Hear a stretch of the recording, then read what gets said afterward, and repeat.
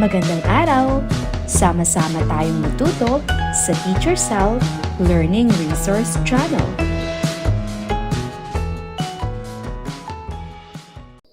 EPP IA5, Quarter 4, Week 6, Hakbang sa pagkukumpuni ng kagamitang yari sa metal ng may pag-iingat. Ano-ano ang mga hakbang sa pagkukumpuni ng biyak sa kahoy? Ihanda ang materyales, linisin ang biyak, lagyan ng masilya, budburan ng kusot, patuyuin at pakinisin gamit ang papel de liha. Ano-ano ang mga kasangkapan at materyales na ginamit sa pagkukumpuni ng biyak sa kahoy? Wood filler o masilya, papel de liha, sandpaper at pinong kusot ng kahoy. Ano-ano ang mga hakbang sa pagkukumpuni ng natuklap o natanggal na bahagi ng kahoy? Ihanda ang materyales, linisin ang bahagi, lagyan ng wood glue, idikit ng marahan, punasan ng sobrang pandikit at patuyuin gamit ang clamp o pabigat. Ano-ano ang mga kasangkapan at materyales na ginamit sa pagkukumpuni ng natuklap o natanggal na bahagi ng kahoy? Wood glue, pamunas, maliit na brush at maaaring wood clamp o pabigat. Bawat grupo ay magbahagi ng kanilang karanasan sa pagkukumpuni ng produktong yari sa kahoy. Pumili ng 2 hanggang 3 miyembro na magbabahagi ng inyong ginawa at natutuhan sa harap ng klase.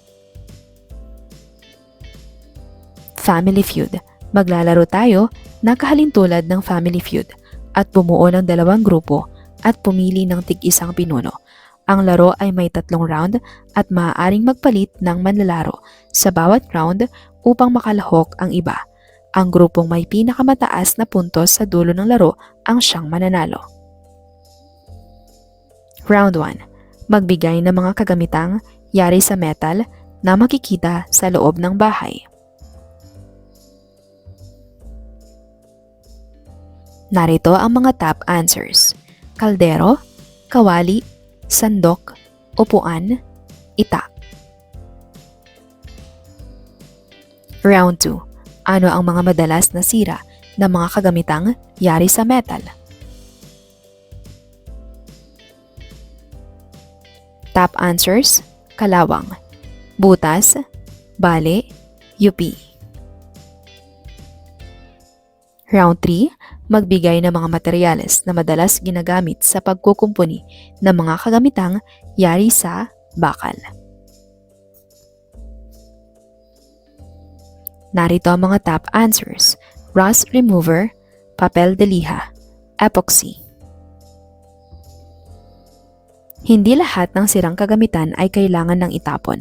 Ang mga ito ay maaari pang isalba sa pamamagitan ng pagkukumpuni. Sa inyong nakaraang aralin, kayo ay nakapagkumpuni ng kagamitang yari sa kahoy at katulad nito, mahalaga rin na inyong matutunan ang mga hakbang sa pagkukumpuni ng kagamitang yari sa metal dahil isa ito sa mga praktikal na pamamaraan upang makatipid at maiwasan ang paggastos sa pagbili ng mga bagong kagamitan. Makakatulong rin ito upang mabawasan ang mga basura sa ating kapaligiran. Isa ito sa mga paraan upang mapangalagaan ang ating kapaligiran. Steel brush. Ito ay isang uri ng brush na gawa sa maninipis na metal. Ito ay ginagamit bilang panlinis ng mga bakal katulad ng kalawang. Bristle brush. Ito ay isang uri ng brush na maaaring gawa sa manipis na plastic. Ito ay ginagamit bilang panlinis ng mga dumi o alikabok. Para sa ikalawa hanggang sa ikatlong araw. Ang mga hakbang sa pagkukumpuni ay nakabatay sa uri ng sira ng metal. Ang mga kadalasang sira ng mga produktong yari sa metal ay kalawang, yupi, bale, butas at iba pa. Ang mga kinakailangan kasangkapan at materyales sa pagkukumpuni ay nakabatay rin sa uri ng sira ng metal. Mahalaga na mapag-aralan muna ang uri ng sira upang mapili ang pinakaangkop na materyales at kasangkapang gagamitin. Hakbang sa pagtatanggal ng kalawang gamit ang rust remover. Ihanda ang mga kasangkapan at materyales na kailangan.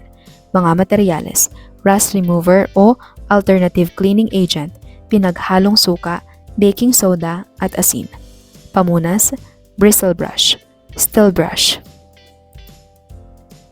Linisin ang bahaging may kalawang gamit ang steel brush o papel de liha.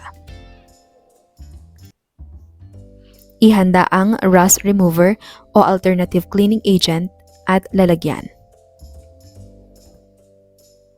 Piliin ang pinakaangkop at epektibong paraan upang malagyan ng rust remover ang bahaging may kalawang. Ipahid gamit ang bristle brush, ilagay gamit ang spray, ibabad ng buo sa isang lalagyan. Ibabad ng 5 minuto. Kuskusin ng steel brush ang bahaging may kalawang. Banlawan ito gamit ang tubig. Maaaring ulitin ang mga isinagawang hakbang kung hindi pa sapat ang resultang nais makamit. Pagkatapos matanggal ang kalawang sa metal, makatutulong ang paglalagay ng metal primer paint upang hindi agad kalawangin ang metal. Hakbang sa pagkukumpuni ng butas sa tubo gamit ang epoxy. Ihanda ang mga kasangkapan at materyales na kailangan. Mga materyales, epoxy, resin at hardener, papel de liha o basahan. Linisin ang bahaging didikitan. Maaaring gumamit ng steel brush, papel de liha o basahan. Paghaluin sa isang lalagyan ang resin at hardener upang makagawa ng epoxy. Basahing mabuti ang panuto sa paghahalo ng resin at hardener. Itapal sa butas ang epoxy gamit ang maliit na spatula. Diinan ito upang masiguro ang pagkakalapat sa butas. Patuyuin ang epoxy ng 8 hanggang 12 oras bago ito muling linisan gamit ang basahan o papel de liha. Ang epoxy ay maaari ding gamitin sa pagdurugtong ng nabaling bahagi ng bakal kung ito ay maliit lang. Pagkukumpuni ng mga produktong yari sa metal. Bumuo ng 5 grupo at pumili ng kagamitang yari sa metal na kukumpunihin. Bago magsimula ay magplano muna ang bawat grupo tungkol sa mga hakbang na gagawin. Gamitin bilang gabay ang mga hakbang na tinalakay sa aralin at pagkatapos ay ibahagi ang inyong karanasan sa pamamagitan ng pagsagot sa sagutang papel. Ano-ano ang mga kasangkapan at materyales na ginamit ng inyong grupo? Ibahagi ang mga hakbang na inyong ginawa sa pagkukumpuni. Sinuri muna namin ang sira, inihanda ang kasangkapan, inayos ang yupi at butas, at sinigurong matibay ang pagkakagawa. Ano ang pinakamahalagang karanasan mo sa pagkukumpuni ng produktong yari sa metal? Natutunan kong maging maingat at sundin ang tamang hakbang upang maging maayos ang resulta. Paano mo na isagawa ang pangangalaga at pagsinop ng mga kasangkapan at materyales? Nilinis ko ang mga ito pagkatapos gamitin at ibinalik sa tamang lalagyan. Anong produktong yari sa metal ang kaya mong kumpunihin sa inyong tahanan?